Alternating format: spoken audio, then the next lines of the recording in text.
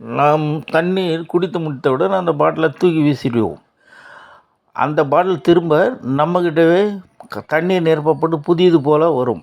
அதை எப்படி வராமல் தடுப்பது? அதுதான் இந்த வீடியோ. காலி பாட்டிலை இப்படி முறுக்க வேண்டும். முறுக்கிட்டு நல்லா அப்படியே க்ரஷ் பண்ணி விட்டுருங்க. விட்டுட்டு அந்த பாட்டிலை வெளியே எடுத்து அந்த மூடி என்ன செய்கிறீங்க, மூடியை நசுக்கி இந்த மாதிரி ஊதி கூட பார்க்கலாம். நீங்கள் ஊதி பார்க்கும்போது பெருசாகும். திரும்பவும் சுருக்கி பார்க்கலாம். 2 டைம் அதை முறுக்கிட்டு கசக்கிட்டு அதுக்குள்ளே இந்த மூடி நல்லா நசுக்கி க்ரஷ் பண்ணி உள்ளே போட்டுருங்க. இப்போ இதை ஊதிட்டு திருப்பி வச்சா கூட மூடி வெளியே வராது.